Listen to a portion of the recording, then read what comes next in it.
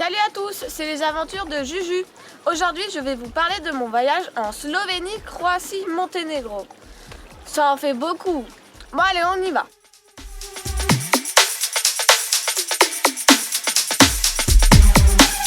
Nous commençons par la première visite en Slovénie, où nous avons passé la frontière le 13 mai. Nous commençons à visiter une ligne de front durant la Première Guerre mondiale, à Bovec, qui est un musée en plein air.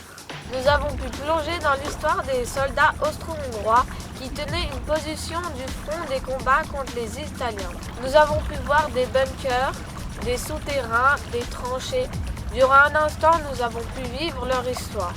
Après avoir visité la ligne de front, nous sommes partis jusqu'à un petit spot au bord d'une rivière, où nous avons vu la cascade Boka.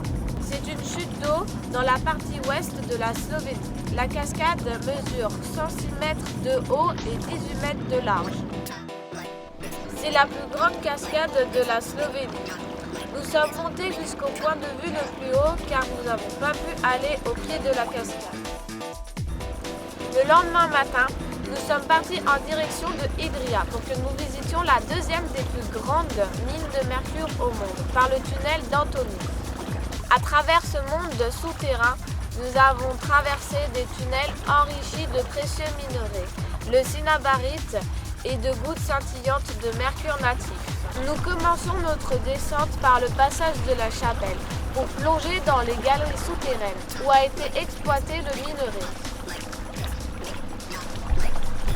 Il fait une température de 13 degrés. Nous sommes descendus à 22 mètres de profondeur, mais la mine est beaucoup plus profonde. Elle fait 400 mètres de profondeur, sur plusieurs kilomètres de galeries. Nous sommes descendus que dans la partie touristique, et grâce à un guide, nous avons pu savoir comment travailler un mineur. Après avoir visité la mine, nous sommes allés à une ancienne usine, mais qui est maintenant transformée en musée, où ils transformaient le minerai en mercure. Dans celui-ci, nous avons pu comprendre à quoi servait le mercure et comment il était transformé. Nous sommes partis après manger pour se rapprocher des grottes que l'on voulait visiter. La grotte Skopjan que nous avons visitée est l'une des plus grandes zones humides souterraines au monde. Quand on arrive dans la partie de la grotte du silence où il y a une retenue d'eau, on ne se rend pas compte de la grandeur. Elle est si gigantesque et surtout avec ses chutes d'eau. C'est l'une des plus belles grottes au monde, avec cette cavité souterraine à plus de 200 mètres de profondeur. Elle est composée de 11 grottes garnies de stalactites et stalagmites. Nous avons pu voir l'ancienne voie Via Ferrata des anciens explorateurs partis à la recherche de plusieurs grottes. Pendant plus de 3 heures, je peux en retenir que c'est vraiment extraordinaire et la nature nous donne des choses vraiment magnifiques. Après les grottes, direction la Croatie par l'école. Premier arrêt à Rijeka pour que le lendemain, nous nous dirigions au lac de Plivice. Le parc national des lacs de Plivice est une réserve forestière qui fait 295 km². Il se situe au centre de la Croatie. Il est connu pour sa chaîne de 16 lacs liés en terrasse par des cascades. Nous avons fait une randonnée autour d'eux et sur l'eau et emprunté un bateau électrique qui relie les 12 lacs supérieurs et les 4 lacs inférieurs. Nous avons terminé la balade par une belle vue d'une cascade de 18 mètres de haut.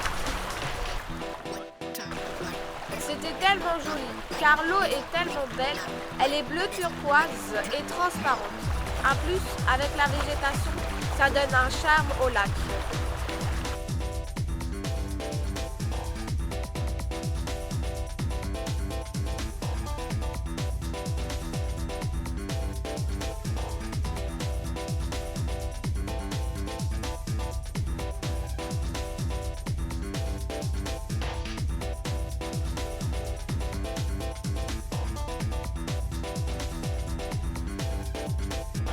Après la balade des lacs de Plivice, nous avons fait un petit arrêt dans la forêt pour se reposer. Changement de projet dans notre voyage. Mes parents ont décidé par le biais de Workaway d'aider des jeunes fermiers en permaculture. un éco-village isolé dans la campagne du nord de la Croatie. Bienvenue chez Bartul, Marguerite et ses 3 enfants. Le projet de cette expérience, c'est de les aider dans leur ferme. La permaculture, c'est le respect de la nature et de la plante. Nous participons à la plantation de courges, où toute la famille a été initiée pendant la première matinée.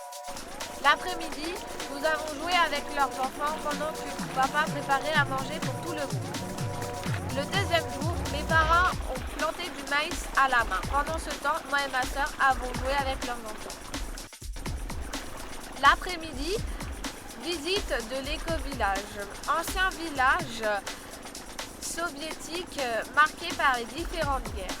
Le troisième jour, mon papa a coupé 200 pieds d'acacia. Nous sommes partis après manger pour se reposer dans la forêt. Fin de notre expérience.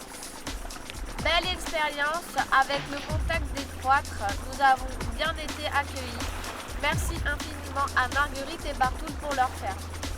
Maintenant, nouvelle expérience, nouveau projet en tant que volontaire dans le refuge Cuterevo.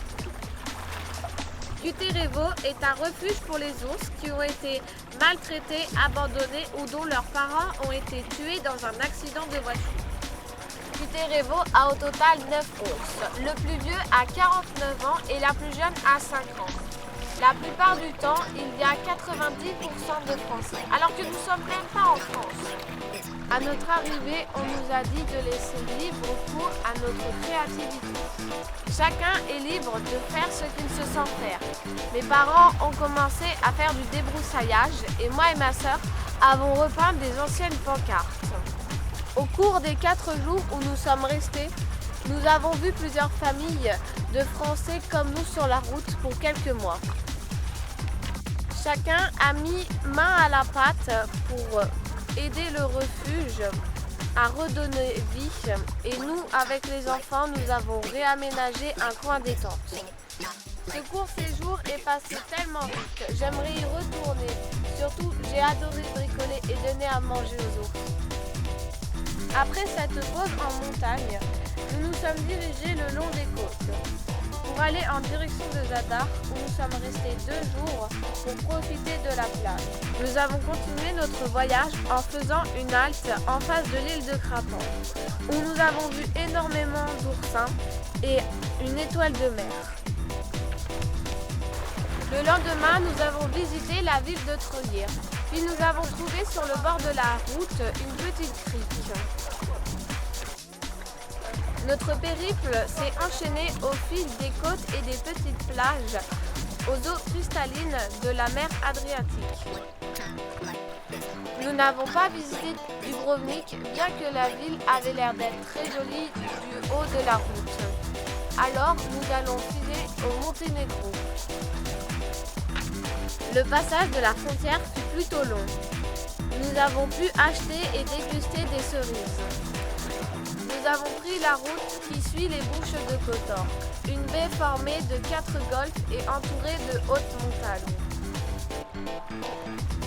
Il avait beaucoup plu ces derniers jours, dont toute l'eau se déversait dans la baie.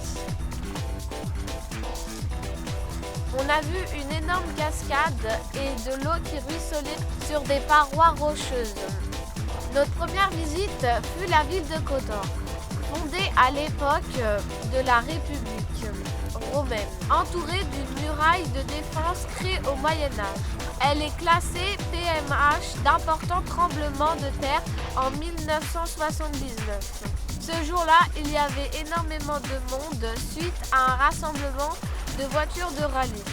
Nous avons profité du marché local pour acheter des produits, du fromage, des olives et des pâtisseries locales. Les jours suivants, nous avons visité Budva, bar où nous avons été attirés par une coupole dorée d'une église orthodoxe. Et nous avons visité une deuxième partie de la ville, Stari Bar.